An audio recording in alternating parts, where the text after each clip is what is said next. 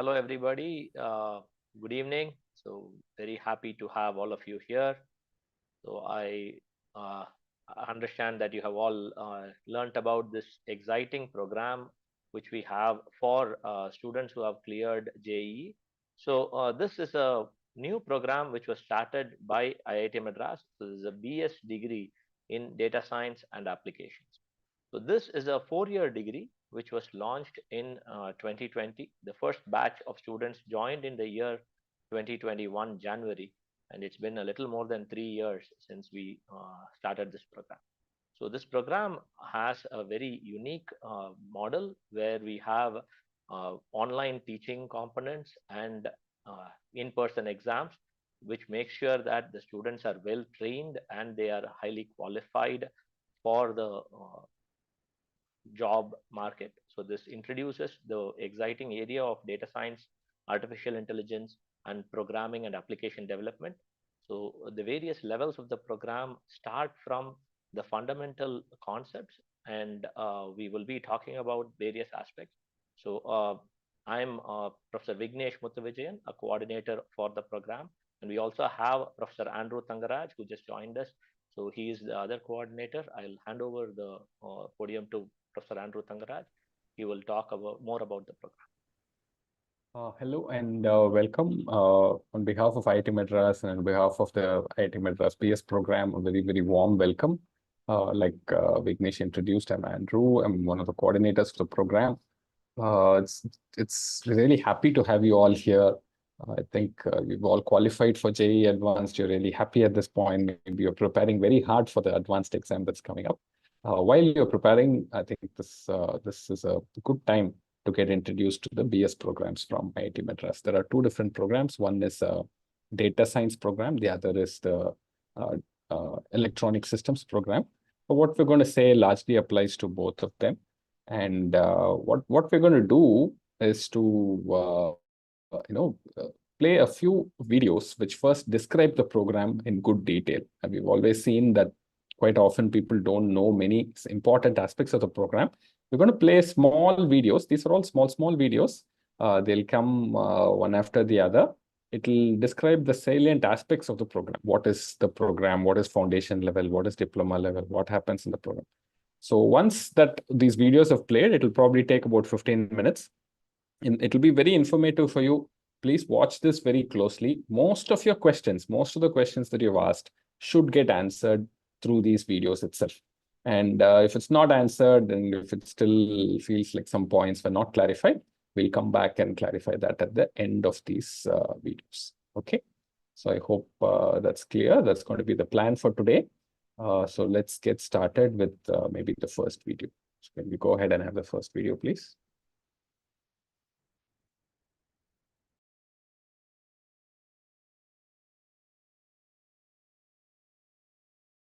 Presentation. My name is Andrew Thangaraj. I'm a faculty in the Electrical Engineering Department at IIT Madras. I'm also a coordinator for the BS degree in Data Sciences and Applications program. On behalf of IIT Madras, on behalf of the BS degree in particular, I welcome you to this presentation. I hope you learn all about the BS degree from this presentation. We'll first begin with the structure of this entire UG data science program. So this is a very different type of program. You may not have seen a program like this anywhere else. A typical degree program will have approved curriculum, a set of courses every semester. There's no choice. You go through one course after the other. You start at the beginning and you have to end at the end. There's nothing else going on. So this program is very, very different. It's very flexible. It's got multiple entries. It's got multiple exits, different types of ways in which you can go through the program at your own pace and style. All of that is possible. So pay attention. Let me walk you through this slide very slowly. So entry to this program is open for anyone who has finished 12th standard. There is no restriction on what stream you finished 12th standard in, no restriction on what board you did, no subjects that you did in 12th standard matter. You should have finished 12th standard. There's no age restriction either. You can be of whatever age. You could have finished 12th standard or equivalent at whatever time, and you will still be eligible for applying to the UG data science program of IIT Madras. Now, once you apply, there are two pathways for gaining admission to the foundation level. The first pathway is through an inbuilt qualifier exam. Now, most students take this pathway. So you don't have to prepare anywhere. There's no coaching class that's needed. You apply and then study with us. The qualifier process is something that we train you for. You come in and study, and then if you pass through the qualifier exam, you get through. So I'll talk more details about what this exam is, what it contains and all that in a little while. But this inbuilt qualifier process is for those who don't want to go do any coaching, who don't want to do anything else. Just come into our program and study with us. If you're good, if you can tackle our courses in the first few weeks, you will be through. That's the first process. The second process is for those who do some coaching or whatever and then go through the JEE process. If you wrote JEE mains and you qualified for JEE advanced, remember you don't need to even write JEE advanced. If you qualify for JEE advanced, then you gain automatic admission into IITM's UG data science program. Now that is the beauty of this program. Very simple admission process. It's really open for a wide range of people and backgrounds. Now once you qualify, you are admitted to the foundation level. Now that is a very, very different aspect of this program. Usually when you get admitted, you are admitted to the degree program and eventually you get the degree. In this program, that's not true. You gain admission only to the foundation level. Now this foundation level is a certificate program. It has got 8 subjects that you have to do, courses or subjects that we call, that are part of the foundation level. This teaches the basics of data science, mathematics, statistics, programming and some English. Now if you finish this set of 8 courses, if you successfully clear all of these 8 courses, you are eligible to earn a certificate. You can earn a certificate and leave the program at that time if you choose to. If you choose to, that's up to you.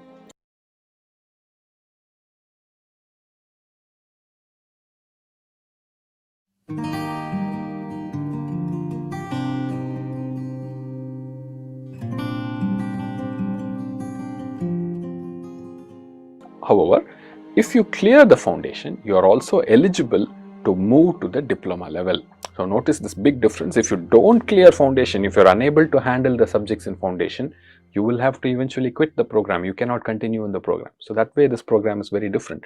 You qualify and then you have to pass all the foundation courses to get through to the next level. If you pass all the foundation courses, you are eligible to enter into the diploma level. Now the diploma level has courses that build the core skills needed for both programming as well as data science. There are 2 diplomas that you can earn.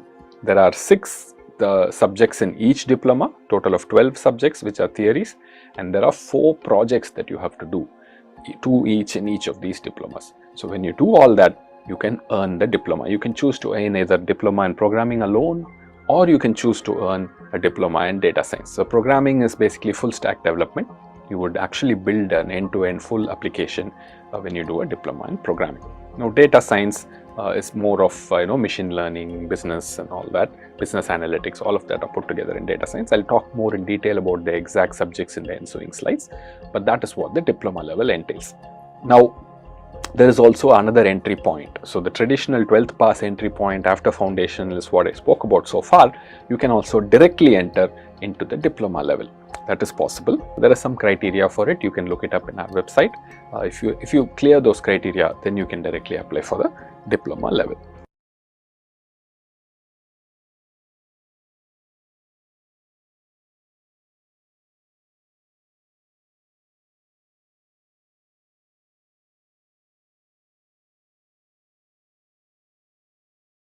Now once you finish diploma, once again notice this big condition, only if you finish diploma level, you can move to the next level of the program. If you cannot finish the diploma level, you will have to quit the program at that point, or you can choose to earn one diploma or both diplomas and quit at that point. That's also possible.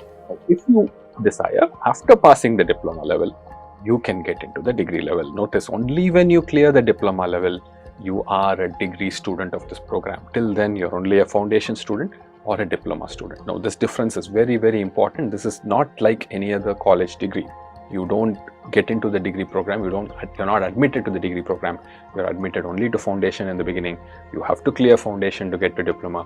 You have to clear diploma to get to degree. Now, degree level, there are two different degree levels. The first level is degree level 1, and this has an exit point, which is a BSc degree. So, degree level 1 has 7 courses, 7 subjects. that you have to study additionally. This has electives.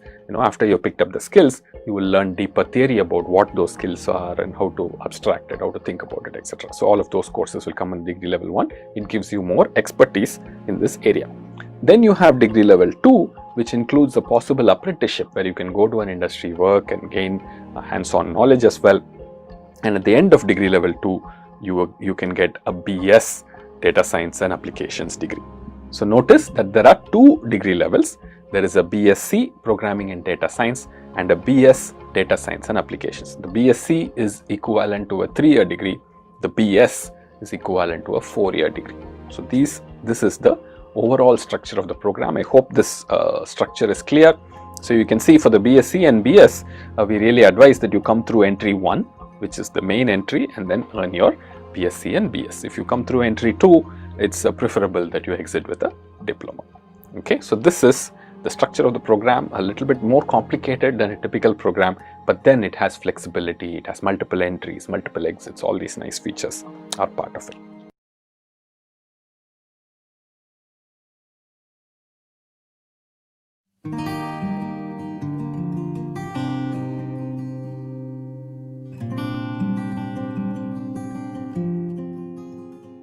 Now, who gives these diplomas and degrees? Now, that's a question a lot of people ask frequently. These are official Senate approved, legally valid degrees from IIT Madras. These degrees and diplomas are as valid as a BTech degree that IIT gives. Okay, there's no difference. The approval authority that is vested in the Senate of IIT Madras, that authority is used and that power is used to grant this degree to people who earn it. Now, if you exit with a degree, you also become an alum of the institute. So this way, you can go through the degree, and really it's something prestigious, to be an alum of IITM, to get a Senate approved degree of IIT Madras is something that is really, really prestigious. Now, there are a few other very important points about the program. First thing is the instruction in the program is online. Now, this is what distinguishes this program from many other programs that are out there. This instruction is online, meaning we have recorded lectures that you have to see. However, all exams are in person. Every month in the program, you have to go to a center near your house, somewhere in the city or town that you are in, or maybe you have to travel a little bit. You have to go to that place and write the exam on your own. Now, this is under proctored condition. There will be invigilation. So all exams are in person. All grading is based on proctored exams. So that's one of the unique aspects of it. It's in-person proctored, not remote online proctored. All exams are like that. Okay, so this is a unique thing about this. So when you commit for this program, you're also committing to go to a center every month and write this exam. So this online instruction is what enables us to scale this program. So there's no limits on the seats. We have unlimited seats. But we don't just have recorded lectures. We have a lot of live support helping you study in this program. I will elaborate on that when I talk about running of the program. Now, this nature of running the program, where we have online instruction plus in-person exam, is what keeps the fee of the program really, really low. The fee of the entire fee for the entire BS degree is about 3.3 lakhs. That's all you have to pay. Okay, so it's one of the cheapest degrees you can get in some sense, not just in terms of cost, but in terms of value. It's really, really high because it comes from IIT Madras. And non-JEE admission, it doesn't have JEE. Non-JEE admission is also possible. You can come in directly through that. So these are some of the very important and interesting features of the program. I hope this gives you a good understanding of them.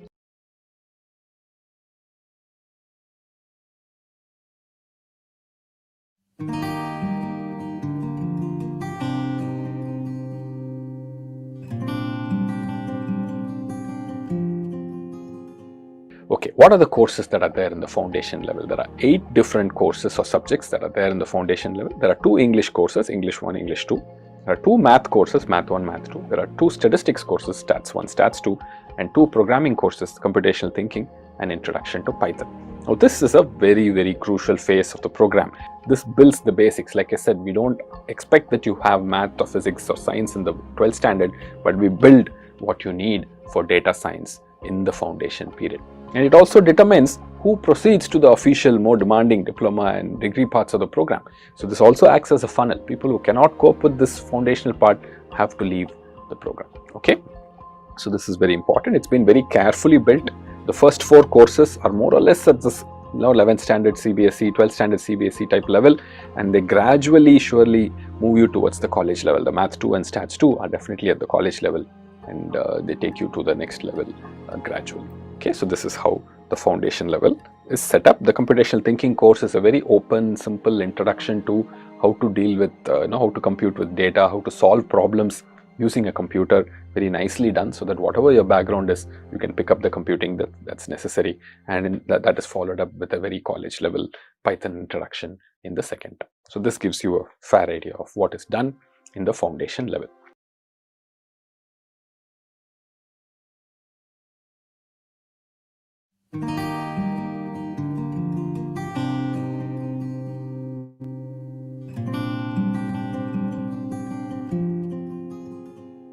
So what is a course? How do we deliver a course? Now the course team consists of a faculty or multiple faculty and instructors who play a very important role in the course. The instructors really interface with the students and run everything in the course. Plus we also have student mentors.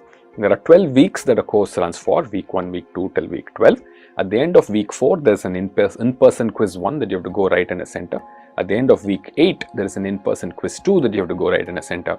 At the end of week 12, there is an in-person final exam that you have to go and write in a center. The programming exams, if required, are held. These programming exams at this point are remote proctored, and you can do that from wherever you are. Okay, so that's the only aspect that is remote proctored in this course. The weekly content is about 15 hours a week of engagement, 15 hours of engagement that is needed from you. Recorded lectures will be about 2.5 hours, maybe even 3 hours in some week. There will be lots of activity questions that the instructors create and give for you, tutorial lectures that the instructors do for you, practice assignments, graded assignments the instructors create and the faculty verify, text transcripts, notes, live synchronous sessions are held by instructors for clearing doubts. There is a discussion forum where you can post questions and immediately answers are given by instructors and mentors. There's also live support from mentors, office hours are held, the question papers for exams instructors create, faculty verify. Of course, overall responsibility for the program lies with the faculty. So this is how this course is designed. I hope it gives you a good idea of how a course runs if you decide to jump into this program.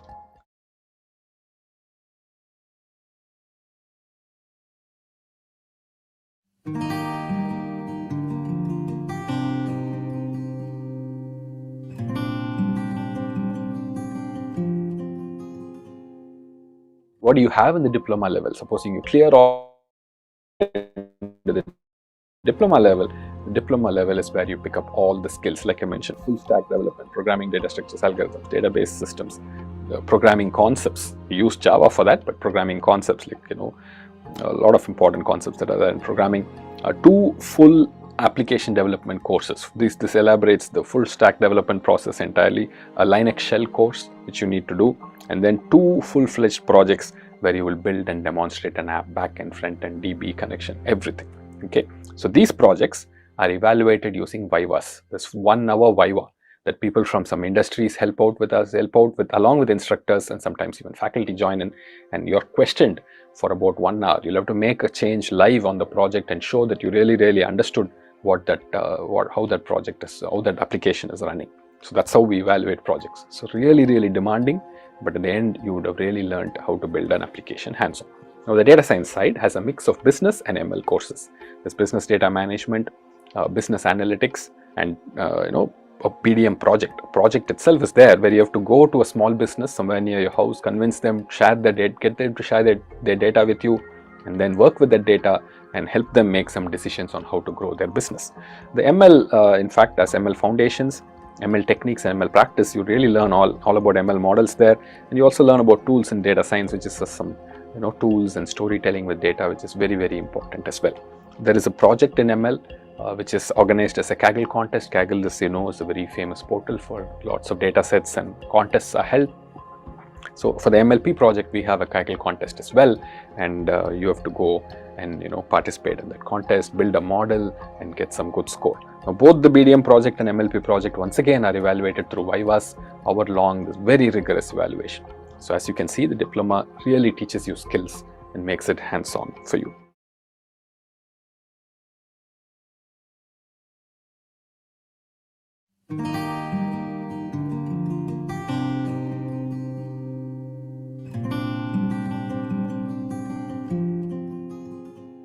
So if you clear the diploma, you move to the degree level. The degree level has 7 courses in BSc, 7 courses in BS. All of these are electives except for 4 mandatory subjects that you have to do at the BSc level: deep learning, AI search methods, software engineering, software testing.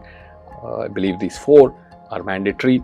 There are 4 mandatory courses that you have to do at the degree level. The other courses are all electives. After that, electives open up and you can do a whole bunch of electives, and you can see there are learning electives, there are business electives, there are programming electives, there are math stats electives. So there's a wide range of electives that are available. All the courses are not listed here. You have to see our website for more details. Okay, there's also apprenticeship that's possible. Apprenticeship can even be credited for 12 credits.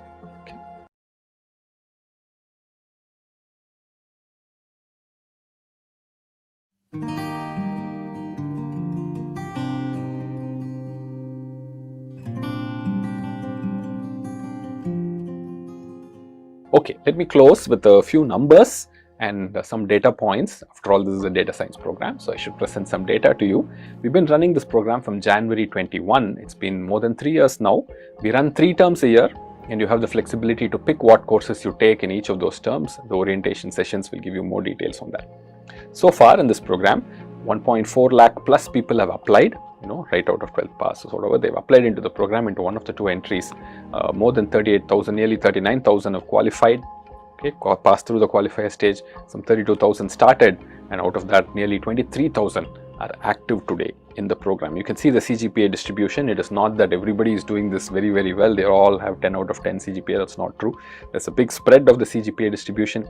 Countrywide, there are people representing every single state and union territory. Everybody is there in this program. It's spread out all over the country. And in terms of diversity, it's quite diverse. 30 plus years is 16%, women are 26%, employed is 16%. 16% of your course students would actually be working currently. And non-engineering background is 31%. It's a nice number to see. People outside the country are 200 plus. So where are people in this program? About 15,000 plus are in foundation, 6,000 plus are in diploma level, 430 are in degree level. Many people have earned diploma. In fact, 10 people have finished all requirements for the BS degree. So there are people who do really, really well in all the courses and go through and finish the degree requirements as well. So diverse student community, I mentioned that. I want to emphasize a few things here. Age wise, we are very diverse. Role wise, we are very diverse. Field of study wise, we are really, really diverse. Income wise also very, very diverse. Family income levels. We have special discount in fee for people who have family income less than 5 lakh, people who have family income less than 1 lakh, and you can see nearly 35% are from the lower income groups who are studying in this program, and that's something we're really, really happy about. Okay, you can see the CGPA distribution across levels. I mentioned how this program filters people as they go through the different levels. Okay, so you can see the foundation level CGPA has a much wider spread. There are people with a wide range of CGPA, and only the better students move to the diploma level. You see the diploma level CGPA is already shifted to the right. More people have 8 CGPA and better. When you go to the BSc level, you can see only people with higher CGPAs are there, and when you go to the BS level, you don't have anyone below 7 CGPA. So only the better students come through the program, and as you get into the better and better, deeper and deeper levels in the program, you have better CGs as well. So that shows that this funnel and the filtering is really working, and the really good students are getting out with the degree.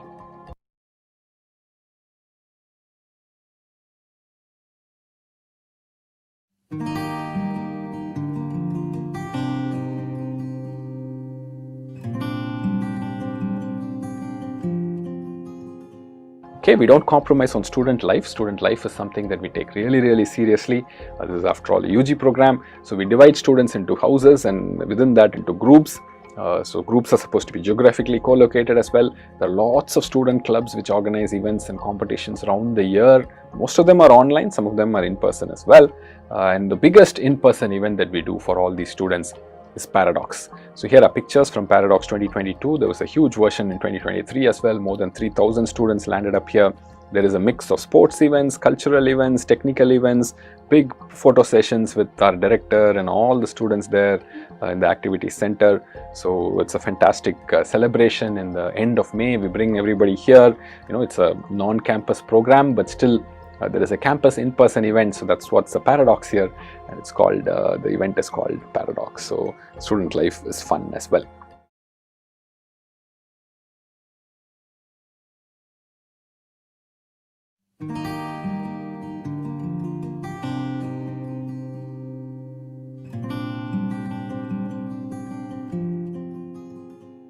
So here are some of our great students. We are really proud of these students. They do fantastically well. This is a few semesters back, for few terms back. These are the two toppers. Aishi Gang has a CGPA of 9.9. Arya has a CGPA of 9.86. You can see they also have other degrees. Now that is one more big aspect of this program. Many in this program also have another degree. They're doing it as a second degree, and that gives them the flexibility as well. And here are other students who have CGPA above 9.5. These are also really great students. Once again, I want to emphasize the diversity here. There is someone who's finished the CA, BSc, BSc Stats, someone who came out of 12th and joined this program, people who are working, working in Coal India and very other industrial engineering background, finance background, various other backgrounds, and they're all doing fantastically well in this program. Once again, shows you the background is not so important for this data science program.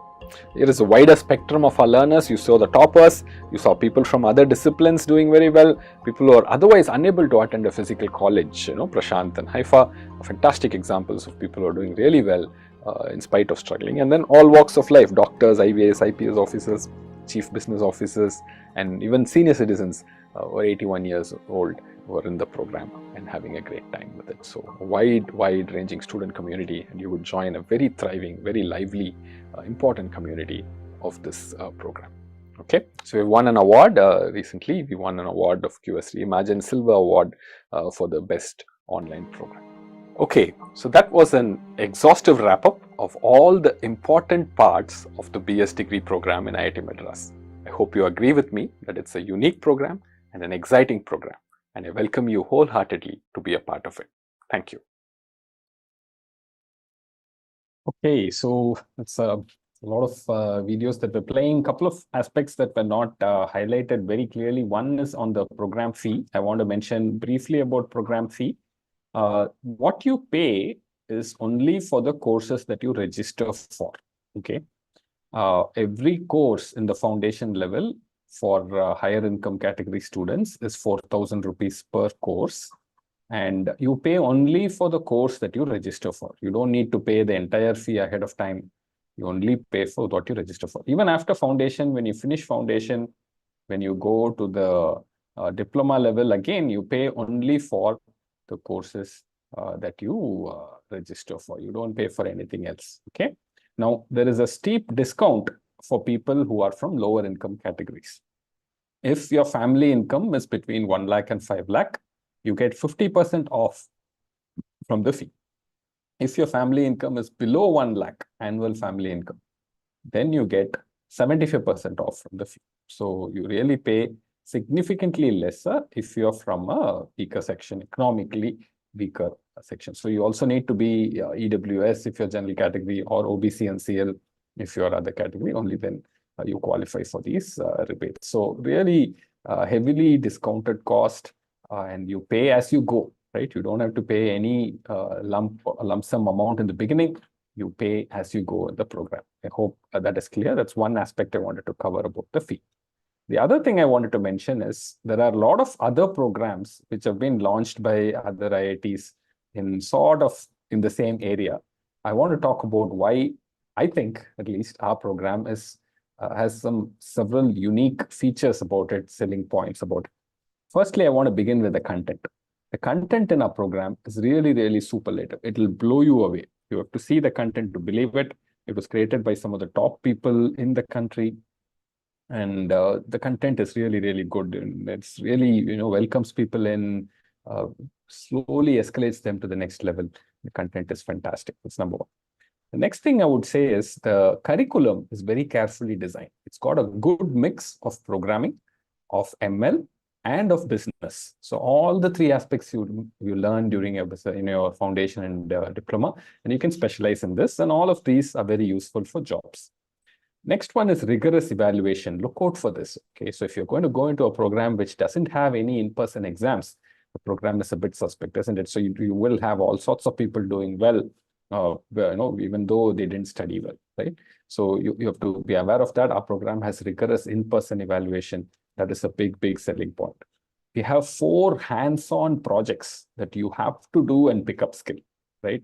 Very few online programs will have such things. 4 hands-on projects evaluated with Vivas. That's a very strong point of us. We have programming exams that are very strongly online proctored. We make sure you pick up enough programming skill. And student life, we invest very heavily on student life. We have a big campus fest. We fund meetups of students, and all sorts of very exciting clubs and societies take part in it. And when you come up to the degree level, there's such a diverse list of electives. You can choose to specialize in statistics and ML and programming and computer science areas and economics, finance, management. Whatever you pick, you can specialize in. So really a special program. I don't think it's comparable to many of the competing programs out there. Okay, so I think that's all I wanted to say to wrap it up. Let me turn it over to, say, Vignesh or Bharti if they want to add to something I missed. Yeah. We need to talk about the JEE admission process. Yes. Yeah. Yeah. Anything else before we do that? That's what I wanted to ask first. So, yeah, I wanted to talk a little bit about the other aspects which most people are interested in, which is the placement and the experience of campus of an IIT and so on. So, this program has a dedicated placement team. We work very actively and closely with the students to get them placed. So we start supporting internship applications once a student completes at least one diploma. So many students who have completed one diploma start applying for internships, and if they are doing this as the sole degree, then they have the time dedicated to go and pursue an internship along with this degree. So some students have chosen to do that. Uh, Students who are doing it along with another degree may not be able to take a long-term internship, but sometimes they take a summer internship and so on. And then at the placement level, after you complete enough number of courses and you are closer to the final stage of the program, we also provide placement support. Students have been able to get really good jobs through placement drives organized by IIT Madras. So we have also seen that a lot of students have been able to get really good jobs based on the training we have given them, even though they don't approach us for placements per se. So recently we had gotten feedback from the students, and what we understood was almost 2,500 students have gotten placed in the last 6 months or so. And this was through various efforts from the students directly and also through other sources. So, and they have been able to get really attractive jobs in some of the top companies in the country and the world. So the other aspect is we also see a lot of people pursuing higher education. It's not just everybody goes for jobs. A lot of students have been able to use this degree to apply for great schools abroad. So we have had students who have gotten admission to MS programs in the top institutes of the world, like Yale, Harvard, and Wisconsin, Madison, and so on, and UCSD. So many places which there they are going and pursuing higher education as well. So we can clearly see that the training which is being provided here is able to help launch their careers in the right direction. So we believe that this program will definitely help every student who is aspiring for a career in data science or programming and application development and so on. So the last aspect I wanted to talk about is the campus experience. So Professor Andrew talked about the Paradox, which is an annual event where students come and spend about 4 or 5 days here on campus. They take part in cultural, technical, and sports activities. There are many competitions and so on. And this year it is being organized from the 30th of May. It is going to be happening for 4 days from May 30th.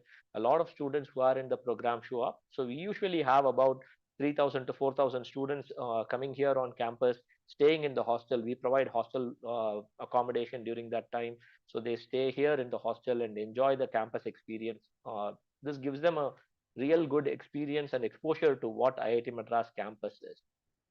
Beyond this, students are also applying for internships within the program, and we do select a few students who are doing really well in the program and maybe pursuing this as the sole degree for internships and TA, where they come and actually contribute to the program while they are studying in the program as well.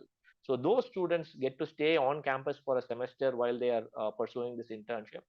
And at the degree level, at the last stage of the program in the BS level, when students, there is an opportunity for some students to come to campus. Again, the seats will be limited, but the top performing students will have an opportunity to come and spend a semester where they can actually do the courses here on campus as well.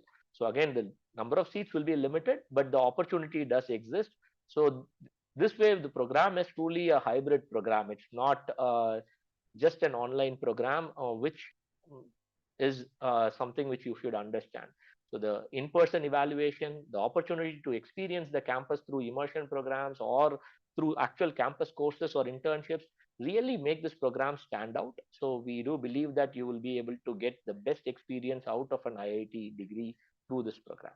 So having said all that, now we will probably just give a brief overview of the admission process, what you need to do, and then we will try and answer the questions. A lot of you have asked questions on the Google form that was floated. We will try and address some of the questions which you might have already gotten answers to through the videos and our talks, but we will be happy to engage a little bit more to explain those concepts. Okay, shall we share that JEE rules document and go over that? What has to happen for people with JEE? Should I share? Yes, please. I should share? Yeah. Okay, we share.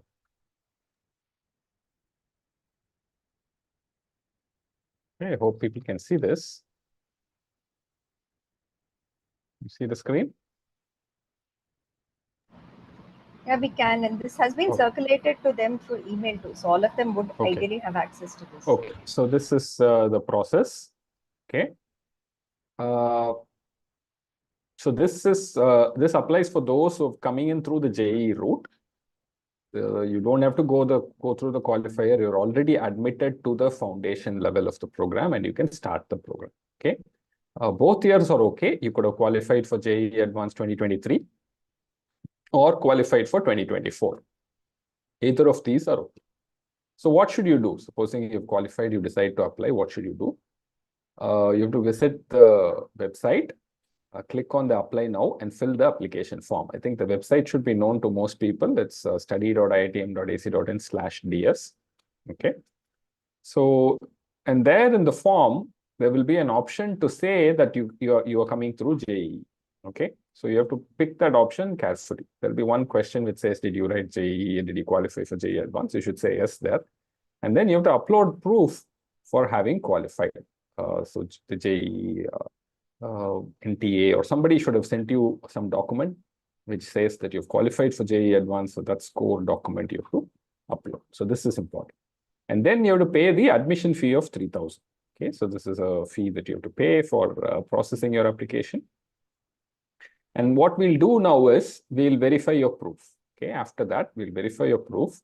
This will take a little bit of time because people are applying from across the country. So it'll take a little bit of time for us to verify. But once we verify, you are eligible to directly start the foundation level courses. There's no further qualification process for you. You can directly start registering for the courses. But however, you have to register to the courses. See, so far, if you complete up to step 3, you have only gotten admission to the foundation level. You have not yet registered for what courses you're going to take. The next step is very important. Step 4 is very important. You have to register to the courses and pay the fees for the course. Okay, you paid only admission fees so far. You've not paid any tuition fee for the course. You have to pay the fee for the course. Okay, so that you have to do. That's an important step. There are 4 subjects that will be on offer for you: English 1, Math 1, Stats 1, and Computational Thinking. You can choose and register for any of these 4 courses. Okay. You can choose 1 course if you like, you can do 2 courses if you like, you can do 3 if you like, or you can do all 4 if you like. Okay. And depending on how many courses you sign up for, you will get a fee. And depending on what your income group is also, you will get a fee and you have to pay that fee. Okay, this is very important. So we will let you know once you've been admitted, once your JEE proof is cleared, etc. We will contact you and let you know when the registration is open. Right now, registration may not be open. It will open at a particular time. When it is open, we'll let you know. At that time, you can go in and register. Okay, so this is the process. But this registration process is very, very important. If you just apply and you're done with that, but if you miss to register, you will miss out on actually being able to do the course. You will not be able to do it. So very important. Keep that in mind. Okay. So yeah, like I said, on the point number 5 emphasizes this again. Only when you register for courses, you will get access to content. Otherwise, you won't get access to content. Okay. Once you start the first term, after that, it's just every term is similar to the first term. There will be a registration window. You have to register for more courses. As you clear courses, more courses will be available to you. You can keep on doing that. Okay.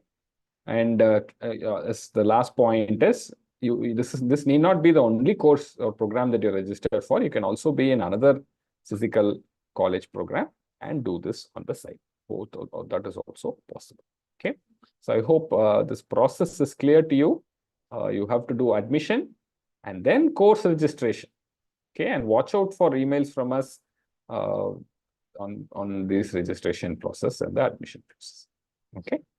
Anything I missed, Bharti or Vignesh, please pitch. Yeah, I think it is fine. It's good. Okay. Okay. Let me stop sharing then. Just Okay. one thing. So when you register for the courses there, you will be paying only for the courses you register. I think that was mentioned earlier when we talked about the fees. So the fees for each course is 4,000 rupees or 2,000 rupees or 1,000 rupees, depending on your family income levels. So if you choose to register only for 2 courses, you will be paying only for those 2 courses. There is no additional fee that you would have to pay. So just want to emphasize that again so that it is conveyed to everybody. That's all. Okay. So shall we start taking questions? There are quite a few questions that have come in. Some have been answered, but we can probably start with it. So, okay, they're asking, they're qualified for the JEE Advanced and they have applied. When will they get the admission letter from IIT Madras? So the admission letter will be given only after we verify your proof and probably when the term starts. So May 26th is the last date. So we'll finish all the applications received and then we'll approve it and then go in for it. But before that, once we approve your proof itself, you will get a status called your proof has been approved and that you're admitted to the program. So that email and messaging you will get. But the actual admission letter we will generate maybe the first week of June and share with you. So that is something that's there. Many students have asked saying that there is a small confusion about writing the JEE Advanced. So a couple of questions that are linked up are, can I write JEE Advanced on May 26th and join later? Because they want to make a decision, I guess, after they write in their JEE Advanced exam. So they are asking whether they can join in September or January. And a couple of them are also asking, saying, can they get college admissions and then decide whether they can join this program? So would you like to take that question? Yeah, I mean, you can do that, but then that will have to be only in September or January. It cannot be now. If you want to join in June itself and get started, then you have to apply now. Okay, that's the condition. Also, basically, they can apply now. They can get an admission, but start their coursework in September and January. That's also possible. Yeah, I forgot. So both are okay. They can apply in September and January, or they can apply now and reserve their course start alone from September or January. Yeah, so you can apply now, finish your admission process, finish everything, but need not register for any course in the June term, and then come back in September and register for courses. That's also possible. You can do that as well. So it's only, so that way you're not spending anything more than the admission fee, which is 3,000. Right. Okay.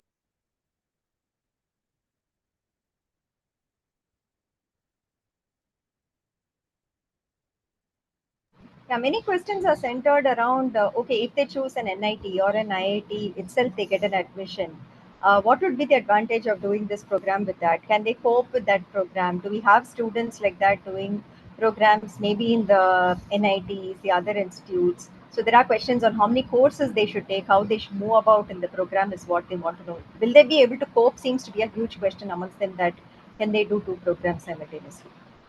So we have examples of several students, both from IITs and from NITs, who are doing this BS program on the side, and they're coping quite well. In fact, students from IIT campus, many of them, thousands of them every semester do these courses as additional courses, and they're able to cope as well. So students are coping, many students are coping.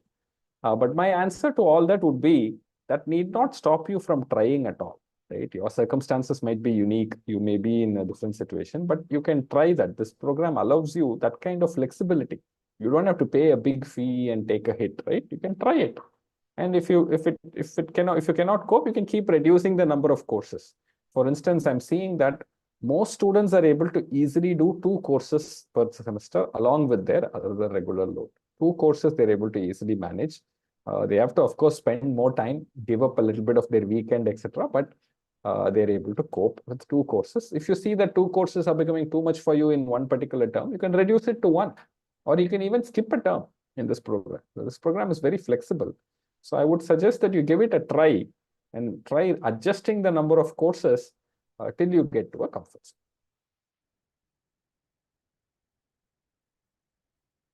Okay, thanks for that. And a couple of them have written saying that they might want to try this as their primary sole degree, and whether you would recommend them to do that, or they should still go in for an offline college. Some have written that my parents are not very happy that I want to do this only as a primary degree because I'll be at home. They want me to go to a college and actually pursue student life and campus life and all that. So one side they're asking what are the opportunities for them to come to IIT campus if they are enrolled only in this degree, and the other side they're asking even should they do this degree, what would our recommendation be, whether they can do it as a standalone primary degree. Vignesh, you want to take that? Yeah, sure. So, see, this program can be done as a standalone degree. There is a large chunk of people who are doing it as a standalone degree as well. So, this we don't prevent you from doing that. However, what we would recommend is to join this program. Maybe you take up a college degree and look at the foundation level of this program. So, take your time to complete the foundation level. As Professor Andrew mentioned, and the videos were also talking about, the admission is only to the foundation level of the program. So you have to complete the foundation level to progress into the degree. So it is a better idea to probably be registered for a college degree as you uh, pursue the foundation level of the program, to see whether this is something of interest to you and whether you want to do this full time or not. Instead of making a decision without having the information, you can make the decision after you sample the program in a more detailed way and then make the call. So if you complete the foundation level, there is a high likelihood of you being successful in the diploma and degree level as well. So at that point, if you think that pursuing this degree as a sole degree might be better for your career or better for you, you can choose to do that. The challenge in doing a degree like this as a sole degree is you have to be self motivated. So that is something you need to make as a call for yourself. So it's an individual call. So generally, I would at least recommend that you can pursue the foundation level along with another college degree and then revisit this decision after you successfully complete the foundation level. As far as coming to the campus and pursuing time here on campus, yes, students who pursue the degree as a sole degree probably have more time to do that, because obviously if you're doing another college degree, you will not be able to come to IIT Madras and spend 4 or 6 months because you will be busy with the other college degree. There is a possibility to do that if you are doing it as a sole degree, but even that will happen only at the diploma level. After you complete your foundation and you are actually doing really well in the diploma level courses, that's when you will get an opportunity to be a teaching assistant or an intern, where you will get an opportunity to spend a term here. So there is no major advantage in doing this as a sole degree at the foundation level, at least. And at the degree level, again, you will be able to do courses on campus if you are in the top performer of your batch and you have the vacancies for the courses you are looking at. So there again, if you are doing it as a sole degree, you may be able to spend the time in this entire semester to do a campus course. But those are only at the diploma and degree levels where this advantage will kick in. So I would say at the beginning, it's probably a good idea to do the foundation along with another college degree. Okay, so can we emphasize saying that what are the skills they will gain by doing it with another college degree? So the other question that they are asking is, why should I do this with that? I'm already going to study either a BTech computer science or a mechanical engineering or something else in a college. What is, I mean, how would we justify saying why they should do this program alongside that? Yeah. So doing these two degrees will actually have its own advantages. So even if you do a degree which is similar to what you're doing here, the kind of learning you will have will be different. But especially if you're going to be working on something else in your campus degree, let's say you're doing a BTech mechanical engineering or a chemical engineering, now you would have core knowledge in those disciplines as you learn data science, and this gives you a unique advantage.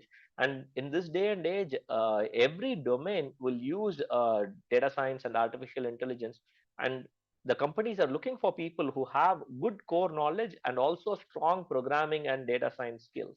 So those kinds of people will have their own demand.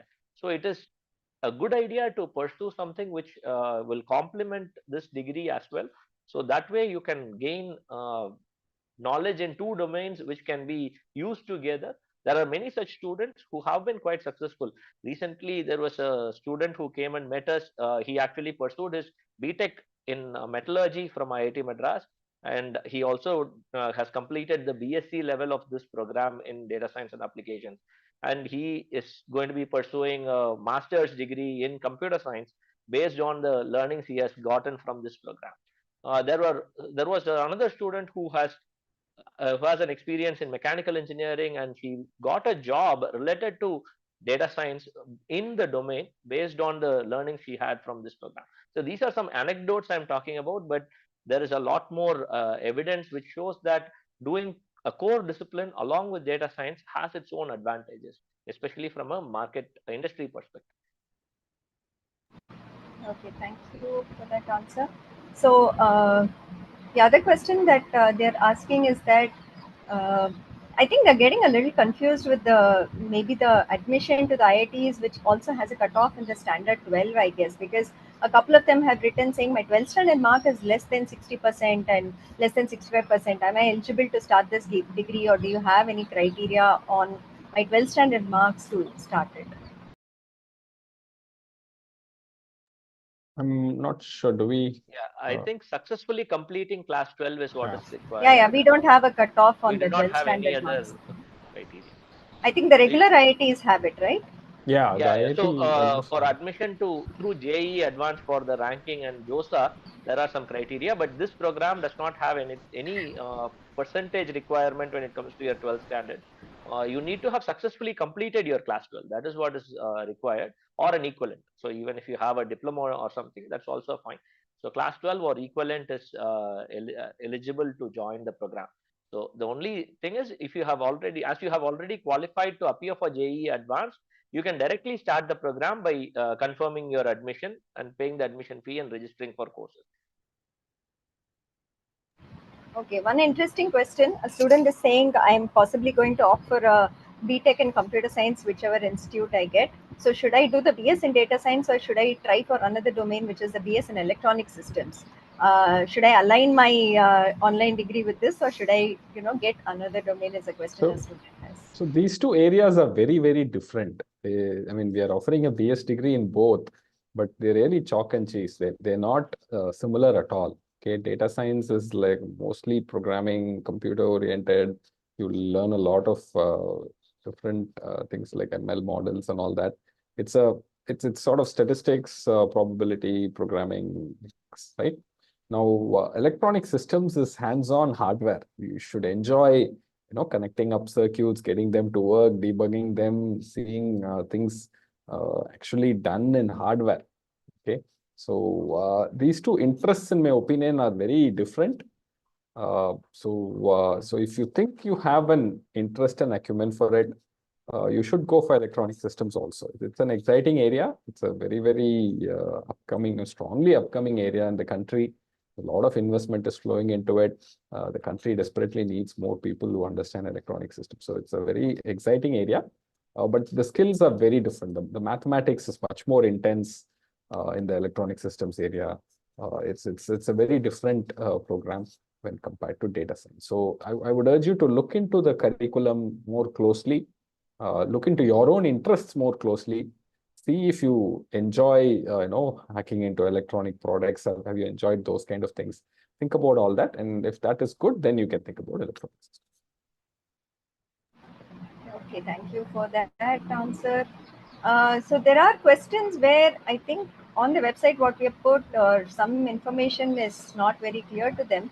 So what they're saying is when we say 10 hours per week per subject, should they log in live to that? 10 hours is exactly what we will give them, or is 10 hours their time of study that they have to put in?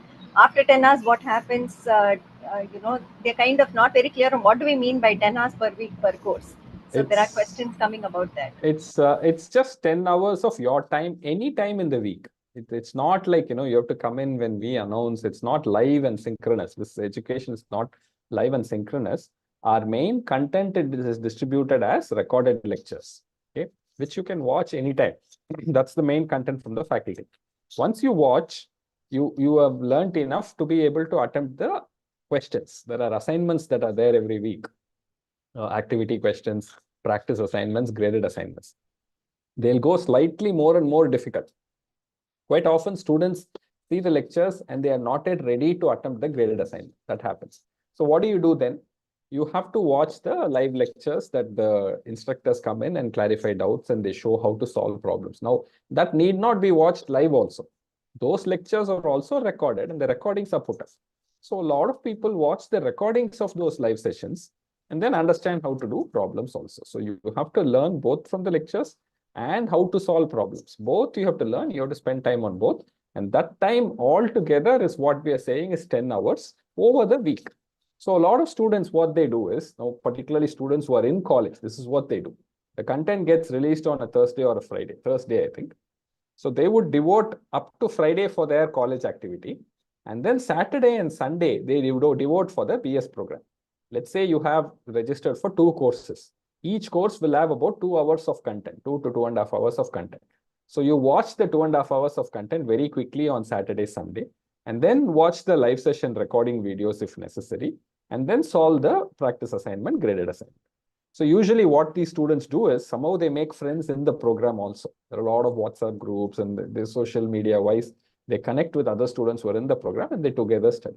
So this is how they study. So by Sunday evening, they are done with the BS program totally. And then they go Monday onwards back to their regular college, Monday to Friday is college. So like I said, you have to have that discipline. Maybe if you have some time in the middle, you devote for it. So somehow you have to find the 10 hours in that week. Basically, It's it's 10 hours just an per estimate. subject. Yeah, basically, it's just an estimate of what you need to spend. It's not like it's being monitored or like you have to mandatorily spend. So it is an estimate of what is required for you to successfully pursue a course in the program. Okay. So 2 students have asked it. One student specifically has said that he's a PWD student and what waivers do they get in the program, as per that particular category. And 2 students have also asked, are there any loan facilities available to make the payment for fees? So I'm aware of students in the program who have got loans from banks, the standard banks. We have documentation and we have worked with many of the standard banks to give that to them. And the banks themselves directly remit the fee semester after semester. So that has happened. Bank loans are happening. For PWD, I can tell you that we support a wide range of students who are physically challenged. So in multiple ways, we do a lot of things for them. In the center, there is accommodation. We try to make sure you go to a friendly center. If there's any issue, we deal with it. And in the exam, you'll get more time. You'll get scribed depending on what your situation is. And we try very hard to make the program very inclusive, and we're very, very proud of that.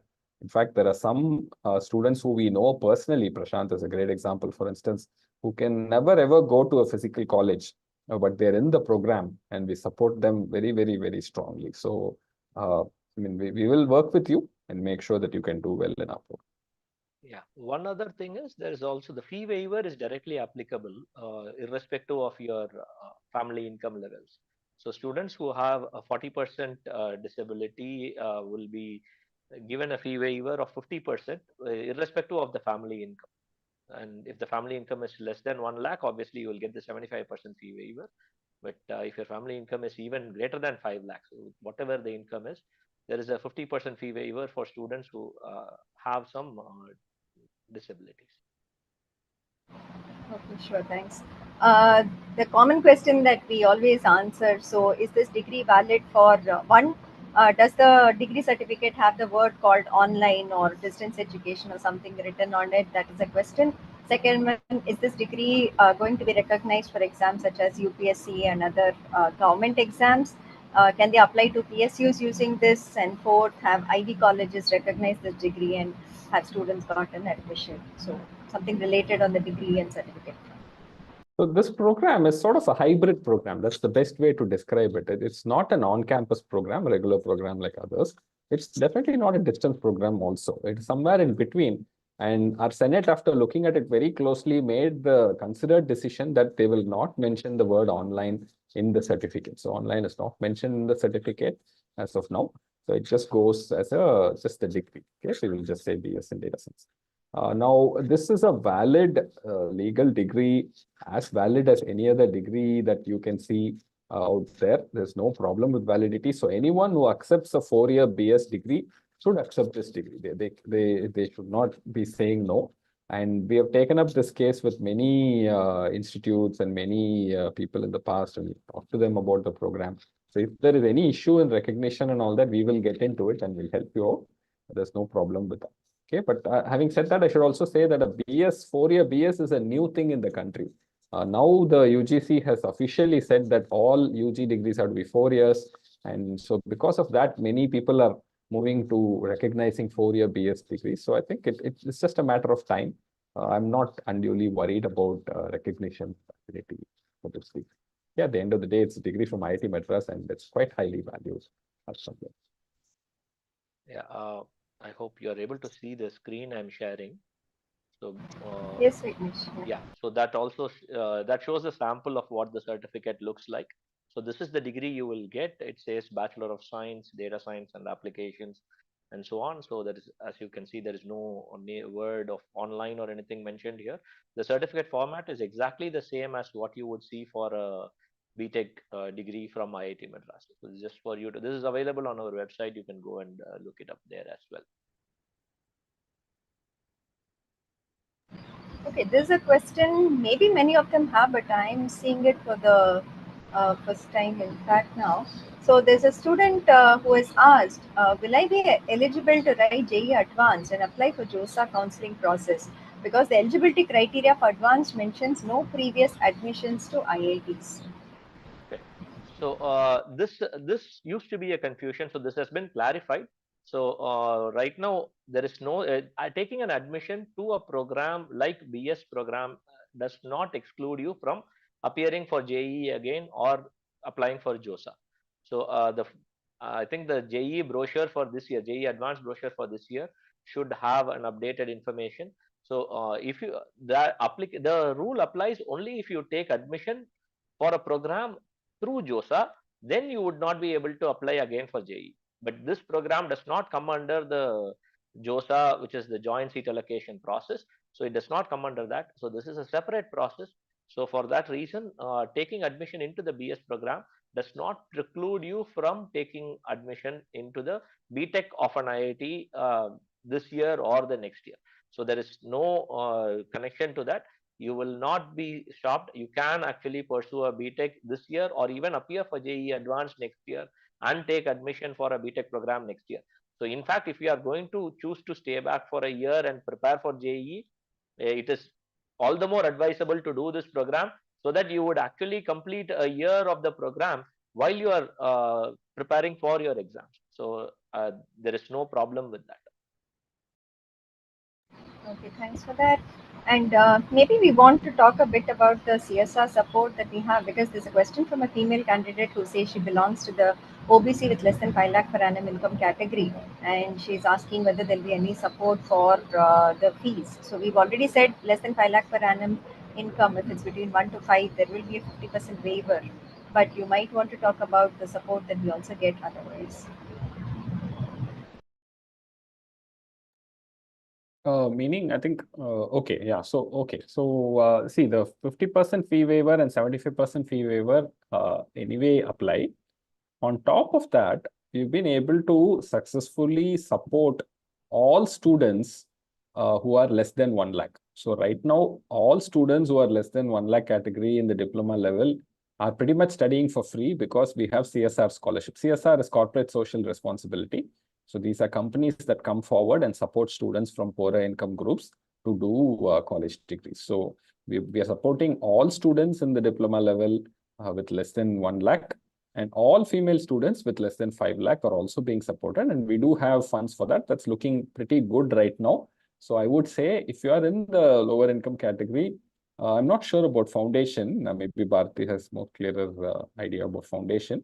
The diploma level, definitely people with the lower income group are pretty much studying for free because they get their tuition fee covered. I mean, whatever it is that they have to pay, the rebated fee that they have to pay is covered by CSR support.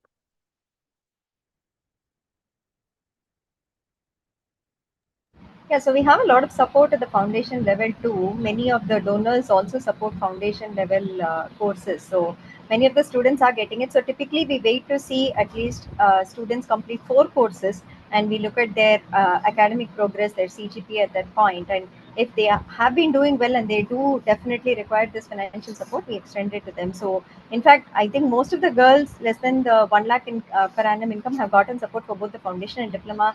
Most of the male candidates also have gotten it. Less than 5 lakhs per annum, all the girls have gotten it. And some of the male candidates in the diploma level have gotten it for the less than 5 lakh per annum income. So I would suggest students who require the support, please apply and do academically very well. In that case, we are kind of getting a lot of support from companies who want to, ensure that you don't have to worry about the fee paid, but only worry about your academic progress in this particular program. They're happy to support you with various initiatives. So I think you should try and at least get in and do well in the program. So that's there. Then there is a question on, so there are questions on what is the value of exiting at the foundation or one diploma or both diplomas, because you're saying there are multiple exits.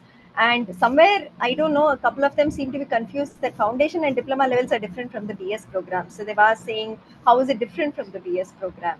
So I think our terminology probably doesn't align the year 1, year 2. So there is something there, but they just want to know, why will I exit at a foundation or why will I exit at a diploma level? So I think it depends on your situation in life. I think I would, that's how I would put it. Supposing, I think so a lot of people who exit at foundation is because they struggle through foundation. They didn't do really, really well. They have lower CGs, for instance. That could be one reason. Another reason could be that they are already working. They're quite senior, they are working, and all they wanted was a sort of a flavor of these topics, and they didn't really want to go all the way to the degree, and the degree may not make sense to them. Okay, so those are probably reasons why people exit after getting foundation. But what we are seeing is most people who get clear foundation end up joining the diploma. That's what they end up doing. Diploma level, why would somebody drop at the diploma level? That's probably again because they got an internship or a job or something of that nature, right? So supposing, let's say you're doing BTech mechanical engineering in a physical college. You're also pursuing this other degree on the side, right? You've finished your foundation, you've come up to diploma, maybe you finished 1 diploma, maybe you finished 2 diplomas, and you have your regular placement process in your own physical college, right? You go there. Believe me when I tell you, you'll be a really strong candidate because you've done this diploma, you know all the areas that people ask questions, and you've been trained very strongly. So maybe you go to a company and then you get a good job. And at that point, maybe you're tempted to say, maybe I've already got a job. Why will I continue and do the degree? But I would again argue that you should continue and try and do the degree, because you've come so far, you've finished up to the diploma. And then if you do the degree, you become an alum of IITM, right? So it's a very prestigious thing. You should try and carry on. So yeah, I think my answer to your question on why people drop is probably because of personal reasons and their own constraints. Some people get a job and go abroad, and then they don't want to continue. Even though we in fact facilitate people like that also. We try and figure out how to do exams for them and all that. So I would say it's better to get to the degree, but there could be circumstances where people want to stop with the degree. Okay, so looks like there is one student who's done a lot of homework on what data science and machine learning is. So he's asking whether we are offering courses like LLM and computer vision and NLP and all the recent developments. Are we actually offering it as part of the course? So all of those things come at the degree level. Okay, so up to the diploma level, it's general ML, ML foundations, ML techniques, ML theory. The degree level has a overload of courses on all these topics by really #1 experts in the country. You won't find people who are stronger than this. Our deep learning course is strongly theoretical. We're putting together a deep learning practice course. There is computer vision. There is NLP that's going to come. There's speech processing and LLM also. In fact, LLM ran this last term. It ran a very, very tough LLM course, which had a lot of research in it. It's very interesting courses, and we keep that up to date. We're constantly watching what is the latest that is happening in this area, because this area keeps on drifting and changing. The in thing changes a lot, and we keep constantly updating our courses. So it's not a static curriculum at all. It's a very dynamic curriculum. One other thing we've introduced is outside of ML, and I know you asked about ML, but outside of ML, we're trying to introduce some economics, finance courses, because that also seems to be of interest. So we keep on constantly tinkering with interesting topics to add for the students. Okay, a point we have said in the earlier videos, but just to reiterate so that we are clear, a couple of them I think are very used to this limited seats in all colleges. So they have this question on, are the seats limited? If so, how will you rank us? How do we apply? How do we know we get in? So do we want to take that question and answer how we are going to handle seats? Vignesh, maybe? Sure. So, yeah, the simple answer is there is no limit on the number of seats. That's the straightforward answer. So that was one of the goals of this program, where we have an inclusive admission process. Students who have performed well in an exam like JEE, they should be given an opportunity to learn from IITs and then go through the program and see whether the program is suitable for them. So that's why we have extended this opportunity of direct admission for all students who have qualified to appear for JEE Advanced. So if you have qualified for JEE Advanced, I think the number is about 2 to 2.5 lakhs. If all 2.5 lakh students want to join the program also, we are happy. Yeah, we will just have to figure out how the exams will be conducted, but we will still be very happy to have all of you. So the idea is for everybody to be able to come into the program and learn from us, and then make a decision as to what level of learning they want and how they pursue the program and how they continue in the program. So there is no ranking. So you are expected to compete only within yourself, only against yourself. You're not competing against anybody else. There is no ranking. Even the grades which will be awarded in the program will all be absolute grading, meaning that based on what you score, you will get your grades and your CGPA. So you do not have to worry about what the other person does in any way. Just make sure that you work on yourself and improve yourself and perform well in the program. So don't worry about limits or ranks. Please join the program directly and you can continue. Okay, so again, based on the other thing that they have the JEE Advanced coming, they're still not sure about whether to join. They're not sure about the admission to which colleges they will get. They do have a question on whether the September batch and the Jan batch, is there a difference in, I don't know, some of them have asked quality, or is there a difference in the modalities of thing, or if they join in September, Jan, do they have to write an exam again? So there is some doubt about joining now and joining later. How should they decide on that?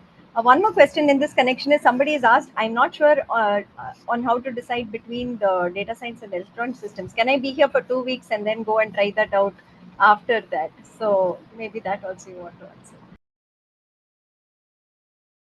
Okay. So, see, there is actually no difference between joining right now or in September or in January when it comes to the academic content. The content is going to be the same. The quality of delivery, the exams, everything is going to be exactly the same. It's just that if you start now, you start a little bit early. And considering, let's say you have your JEE, I think it's on May 25th, if I'm right. So 25th, so the Sunday, the last Sunday of May is the JEE Advanced. So after that, the classes for this program start around 31st of May. So you will be able to start the program when you are having your downtime, right? By the time you join college, it will be sometime in end of July or beginning of August. So the next 2 months, you will actually be able to utilize to learn something and actually get a headway into the program. So that's the one advantage you will have by starting right now. If you choose to start in September or even in January, it would not matter. You will still be able to pursue the program. You will just have to decide on how you go about the program.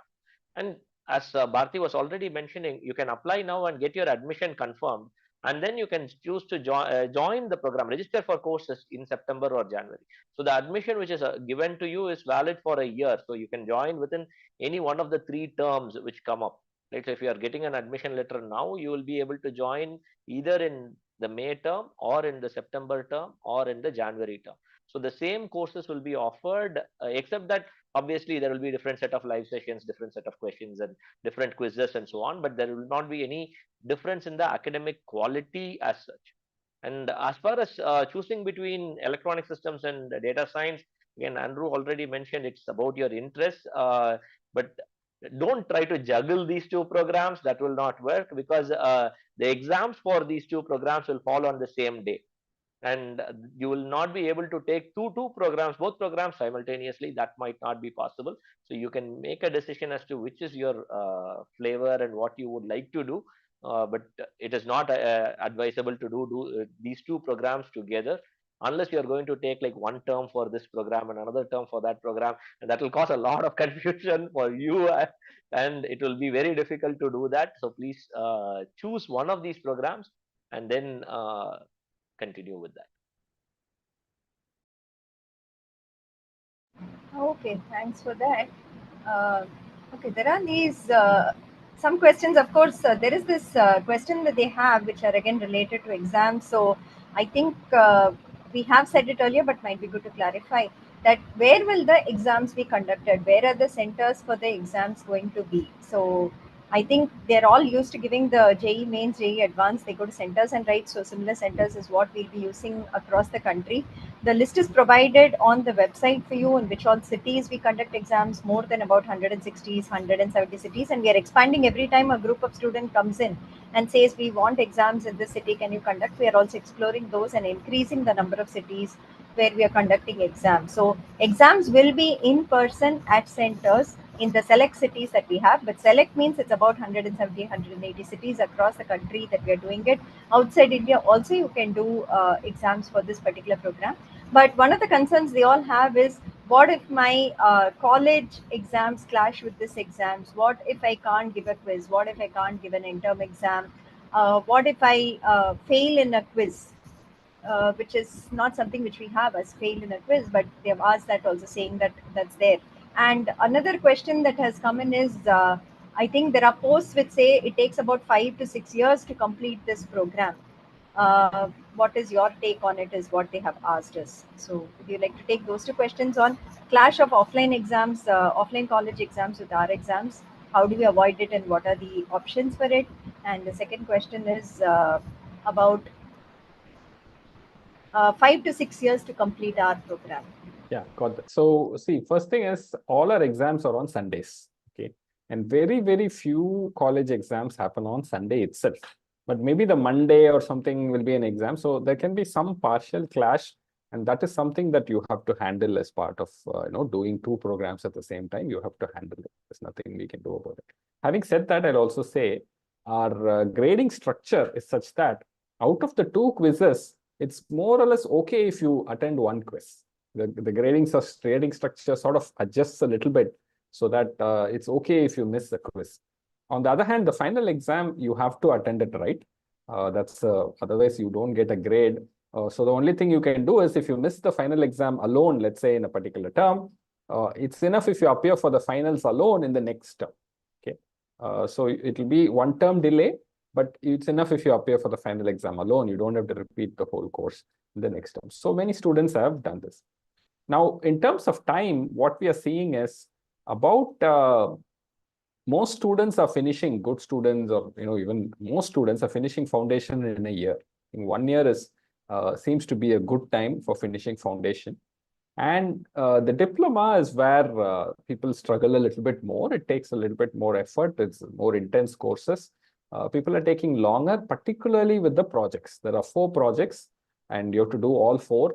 And this is taking a little bit of time. But even having said that, its diploma is probably, we thought it will be done in about a year or so, a year and a half or so. It's taking close to 1.5 to 2 years. It's in that ballpark. So it seems to be on average maybe 3 years by the time you finish both the diplomas and foundation. And then after that, you're left with the degree courses. And at that point, people go through the program very fast because they're used to it. They know everything that's coming at them. People finish the degree levels really, really quickly. Within 1 or 1.5 years, they're able to finish. So there are many students who finish the entire program very, very early. In fact, there is some 10 people who finished all BS degree requirements in 3 years. Okay. Even though the program is 4 years, they were able to finish it in 3 years because they kept doing 4 courses a term, every term, continuously without any break. If you can pull those kind of things off, in fact, you can finish it off in 3 years. So such kind of possibilities exist. It's quite possible. So there are a lot of people who finish in 4 years, 4.5 years, quite easily. So what I would like to add here is, see, students who are pursuing this as a full-time degree will certainly be able to complete it in 4 years. The program is designed, if it's a full-time 4 years, but if you're doing this as a part-time degree while you are pursuing another degree full-time, so then obviously it will take slightly longer. You can't finish a 4-year degree in 4 years if you're doing it as a part-time degree. So that's the understanding you should have. But even with that, the advantage in this program is all courses are offered 3 times a year, which means you can pace yourself in a way that you can catch up during the additional term that you have. Unlike college campuses where you have 2 semesters, you have 3 terms and all courses are offered. It's not like there is a even semester course and an odd semester course. All courses are available in all 3 terms.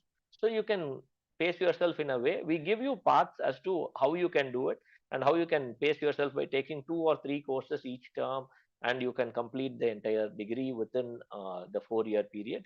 And if you're going to be taking it in a slower track, that is also fine. But that's just an option which you can choose to, depending on your time availability and your other commitments that you have.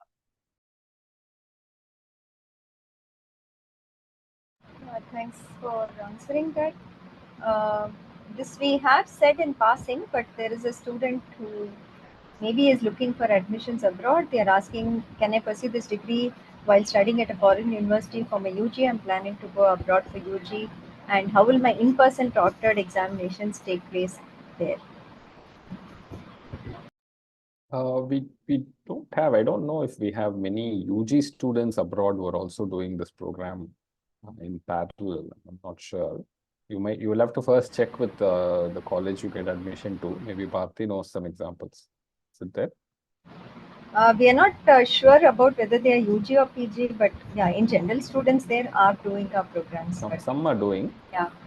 We do have some special arrangements in unique cases. Please write to us if you are one such student who is thinking of going abroad and you're thinking about continuing. Please write to us. We'll see what we can try and do. So it depends on case-to-case basis. We don't have a general policy on it, but you write to us. We'll see if that can be accomplished. So as far as the proctored exams, we do have a way to facilitate exams to be conducted. In some countries, we have exam centers where you can go and take.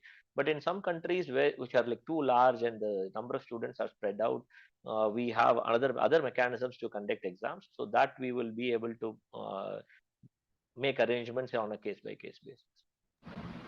So in short, yes, if they are abroad, they can study with us and they can write to us for more details about how we will facilitate exams, right?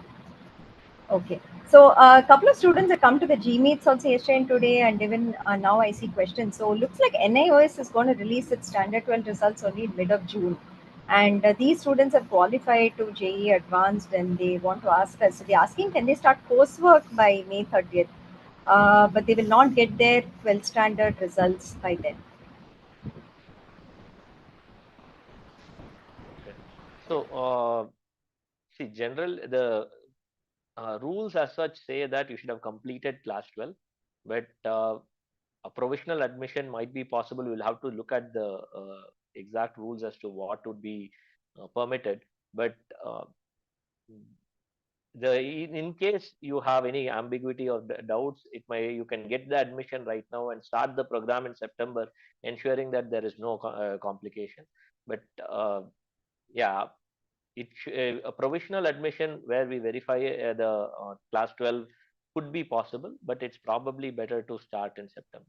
No, but I think the question they're asking is June qualifier starts, right? So you do qualifier, but in the middle of the qualifier, you get your 12th standard result.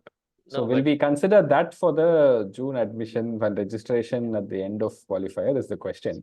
I'm not sure if we can have a quick turnaround of that sort. I don't know, Bharti has to decide on that. We may not be able to do that quick a turnaround. No, Andrew, these students will be registering for courses before the semester starts, before the term starts. So they Oh, will so not be these would be registering JEE advanced. Yeah, JEE yeah, JEE advanced. Okay. advanced So from NIOS. So yeah, I don't think we'll be able to permit them for the June, because we are checking whether they have passed 12th standard to give them entry into the foundation level. They might have to come back in September then. So, yeah. okay. Uh, the last few questions, I think we are coming to kind of the end of it.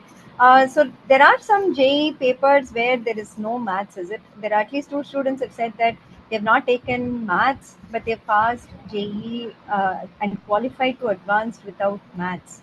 I'm not sure which this is, but is there something No, like that? there is a JEE paper too, but that is not eligible for JEE advanced. Maybe it's only for BArch admission. So JEE, to the best of our knowledge, is has maths in it. So the paper two is also only for in the advanced stage. I don't think it's for JEE mains.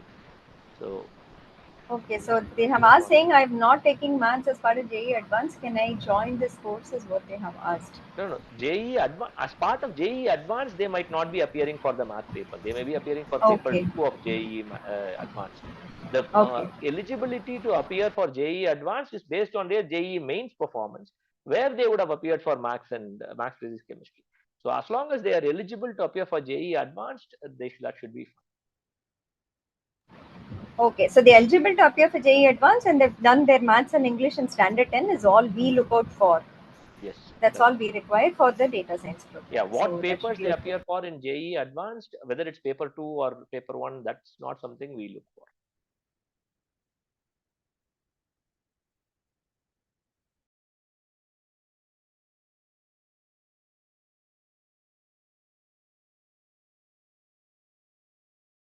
Okay, there are a lot of questions on can they take breaks, in what durations they have to finish the foundation level, and what I think it's more relevant once they come into the program. And I think as they start the program and kind of progress, and depending on the requirements, they have to see on how to manage all of this. So maybe we don't want to take those questions now, but technically, yes.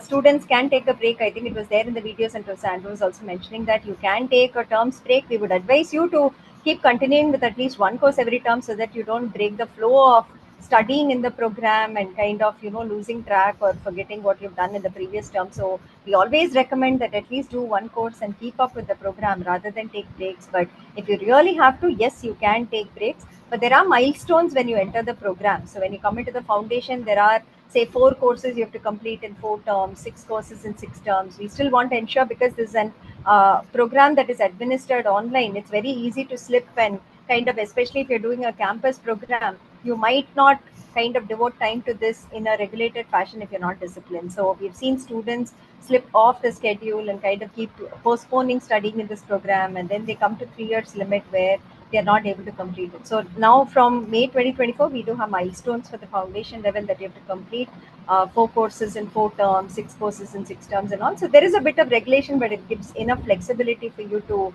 still take a break, do some courses as you can in the time that you have. So that is there. So the questions regarding the foundation, diploma, and all, we have more orientation videos. We will do orientations as you register for courses to tell you how to study from the program.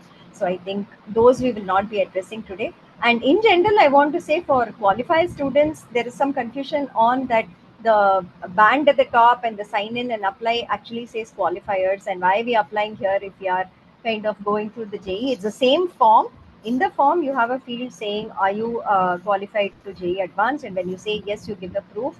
After we verify the proof is when we say, okay, you're entering the program through the qualifier mode. So till then, the process is same, because in many times we have found if the proof is not proper, or if the proof submitted cannot be approved by us, maybe sometimes it's some other year, right? JEE Advanced 21 student could have applied thinking that this rule is they're not really checking 23, 24, and then we reject that particular thing. We put you through the qualifier route. So we do need all the details. We've got questions on why should we select an exam city now if you're not going to write the qualifier exam.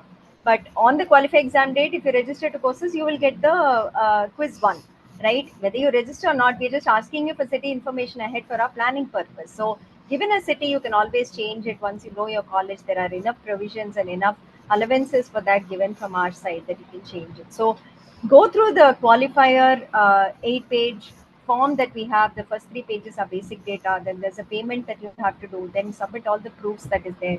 Wait for the approval from our side, and then for the registration window when you can register to courses. And like we said, you can apply now. You can apply in September 24 or Jan 24 through the JEE advanced mode. We would recommend you do it now, secure an admission with us, and then choose to join courses either now, September, or Jan 25. So that could be one option you try so that one admission is done. But of course, you can choose otherwise too and come in with the next 2 terms. So go through the qualifier application itself. It's the same for you, it's the same for the others. But when you say yes to JEE, the path will kind of separate out on how we verify your proof given. So I think with that, we are coming to the end of this. There are no more questions on the form that we need to address. If you'll have any queries, we are running G meets every day. Yesterday and today, there have been G meets. It's still going on.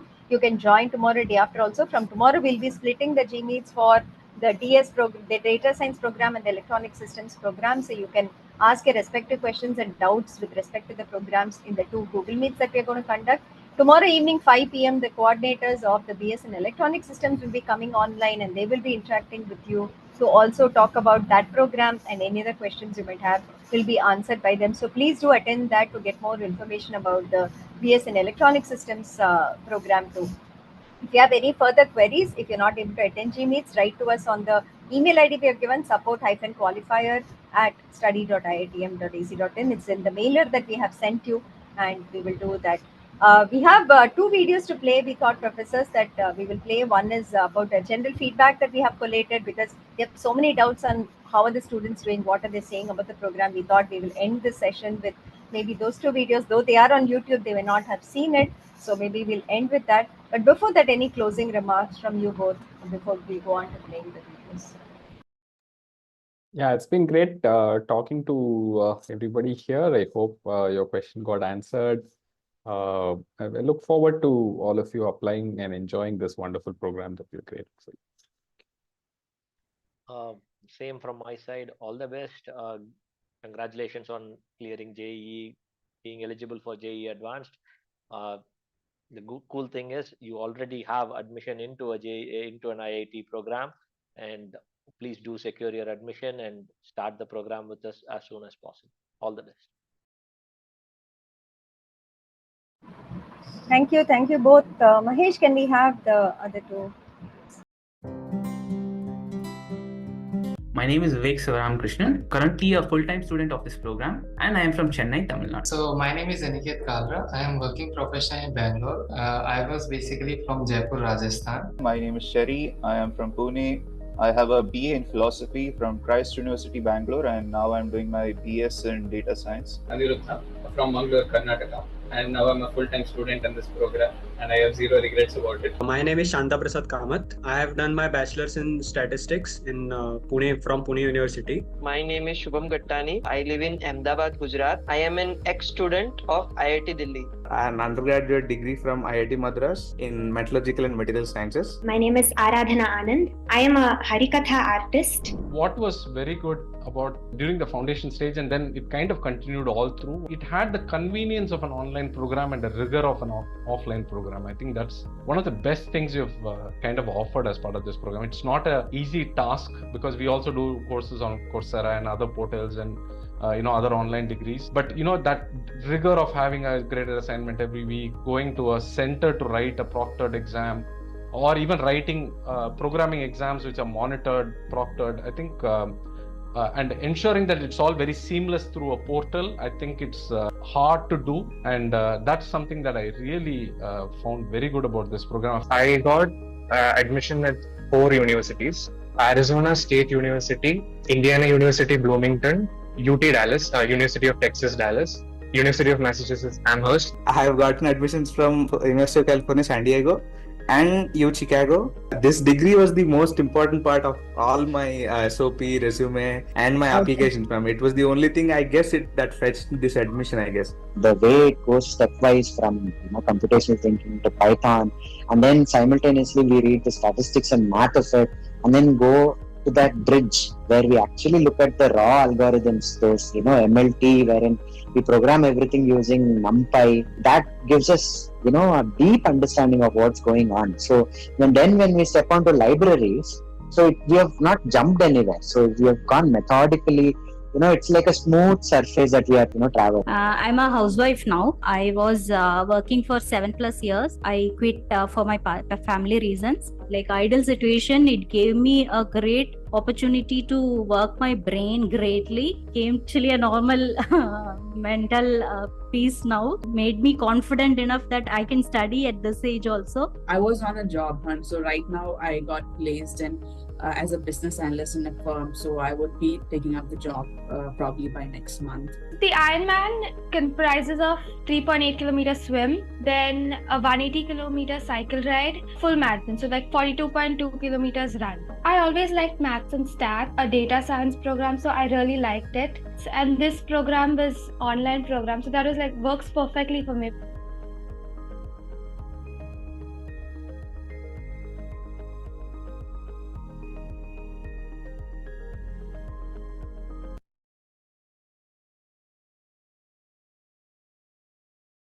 I am Chekpuri Virupaksh. I come from Hyderabad.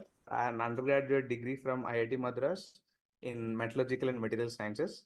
I have gotten admissions from University of California, San Diego, and U Chicago, and I'm still waiting from UCLA and Columbia. So this degree was the most important part of all my SOP, resume, and my application form. It was the only thing I guess that fetched this admission, I guess. I have done more than 45 courses, 45 certification courses from Udemy, Coursera, Udacity. So several websites I have gone through. Every other programming part that is there, every other web designing part is there, every other machine learning course that is there.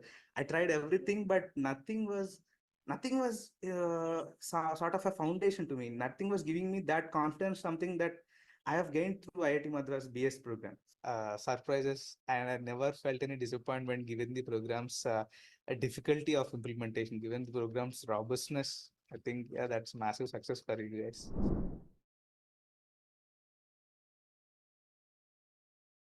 Deadlines start from September in an year for the applications. I had to wait till September 2023 for the applications. They were completely BS degree courses. There were around 6 prerequisites, beginning from mathematics, statistics, Python programming, and machine learning too for the data science application. So everything came from BSc program. In 2020 September, it was announced. So that was right in the middle of COVID, and that was when I thought COVID was a boon in disguise, because I didn't understand what I was doing at home while being in the one of the most prestigious institutes in the country. I have I have been to IIT Madras, but now I have to spend my whole almost undergraduate degree at home. But that is when BSc degree came up. I gave the entrance exam, and I studied a lot for the entrance exam. I can't lie. And after I got into the degree in January 2021, I started taking the programs, and that was much more structured than what I have imagined.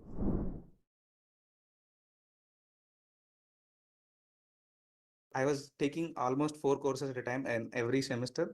And in my college degree as well, I was taking 6 to 7 courses at a time to complete. I was aiming to complete all the courses as soon as possible, so that it will give me time at the end of my BTech degree for the placement preparation. And I was more dedicated to the online degree program because I liked what I studied.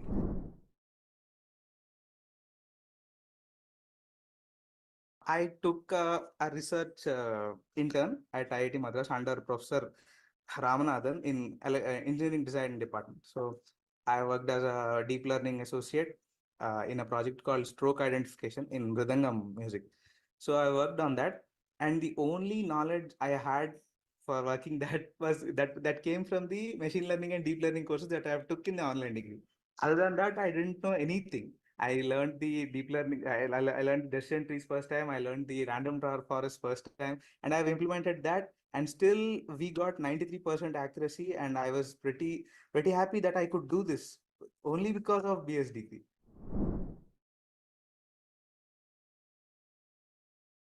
Now my CGPA is around 9.38. In the admissions, pretty much every SOP I wrote, the main fact that I wanted to put forward in me was that came from BSc degree program itself.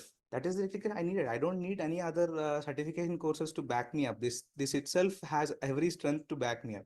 So I guess the most important factor they have seen in me might have come from BSc program itself. I would say statistics for data science 2 would be my favorite course in the degree. The most difficult course was deep learning till now. That is the only course I felt very difficult because of the I guess calculations, the theoretical part. I don't know, but it was the difficult course I felt.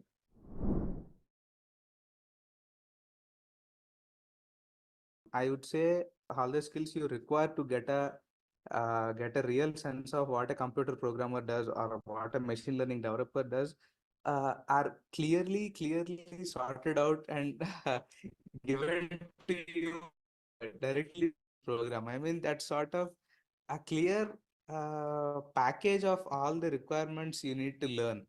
This degree delivers all the clear components of a package what a student needs or a professional needs.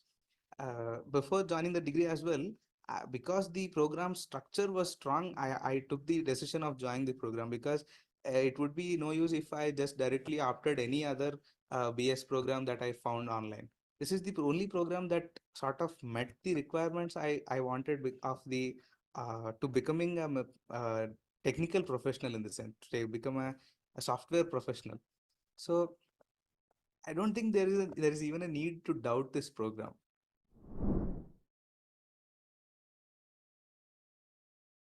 A surprising moment was when the houses system was introduced. That was the main thing. And later when the progress was more faster, there was more fast-paced improvements given the houses, the clubs, the IITM paradox, everything, awards announcement, everything announced, every events that were conducted. It was impressive, inclusive. Given the IIT community, we know how IITs conduct the fests and all, but introducing that same pattern and structure into an online program, it's a very challenging compared to how you have implemented that pretty I was very impressed when all those were done. It was really wow moment for me.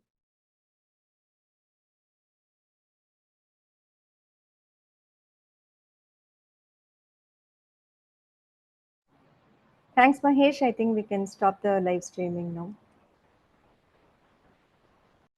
Sure, ma'am. Thank you. Okay, I think that concludes the program. Live streaming is stopped.